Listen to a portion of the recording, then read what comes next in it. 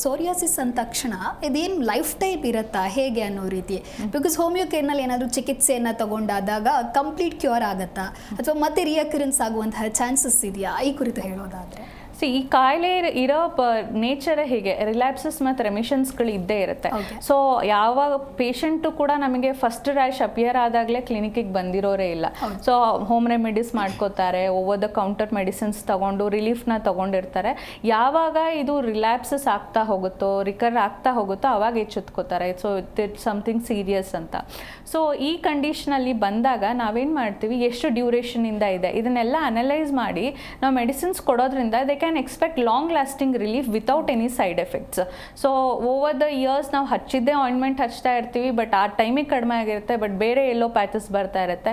ಈ ರೀತಿ ನೀವು ಕಾಂಪ್ಲಿಕೇಶನ್ಸ್ ಅಥವಾ ಕಾನ್ಸಿಕ್ವೆನ್ಸಸ್ನ ನಮ್ಮ ಮೆಡಿಸಿನ್ಸಿಂದ ಎಕ್ಸ್ಪೆಕ್ಟ್ ಮಾಡೋದು ತುಂಬಾ ಕಡಿಮೆ. ಆ್ಯಂಡ್ ಯಾವುದೇ ರೀತಿ ಸೈಡ್ ಎಫೆಕ್ಟ್ಸ್ ಇರೋದಿಲ್ಲ. ಕೆಲವು ಬೇರೆ ಮೆಡಿಸಿನ್ಸ್ಗಳನ್ನ ನೀವು ಲಾಂಗ್ ಟೈಮ್ ತಗೊಂಡಾಗ ಲಿವರ್ ಇಂಟಾಕ್ಸಿಕೇಷನ್ ಆಗೋದಾಗಲಿ ಅಥವಾ ಕಿಡ್ನಿ ಇಶ್ಯೂಸ್ ಆಗೋದಾಗಲಿ ಬೇರೆ ರೀತಿ ಸೈಡ್ ಎಫೆಕ್ಟ್ಸ್ನ ನೋಡ್ತಾ ಹೋಗ್ತೀರಾ.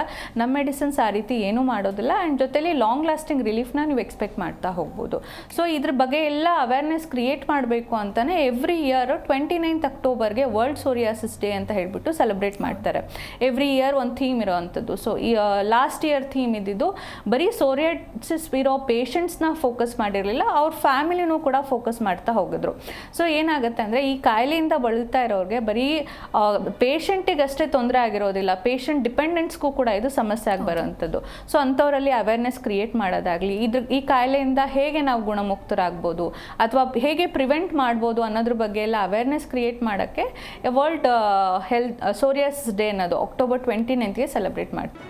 ಜಿ ಕನ್ನಡ ನ್ಯೂಸ್ ಈಗ ನಿಮ್ಮ ಮನೆಯಲ್ಲೇ ನೋಡಿ, ಎಲ್ಲ ಕೇಬಲ್ಗಳಲ್ಲಿ ಈಗ ಲಭ್ಯ.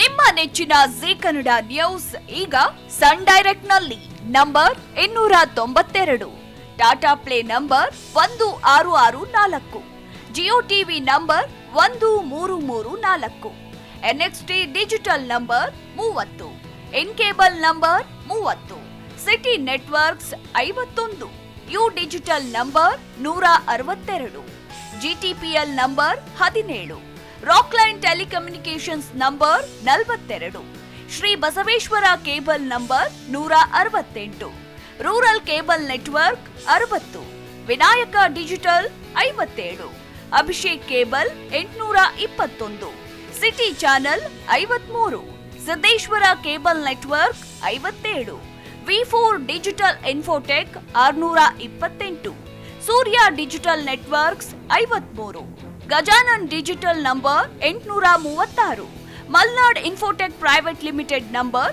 56, metrocast number 830, victory digital number 167ರಲ್ಲಿ ನೋಡಿ ಆನಂದಿಸಿ.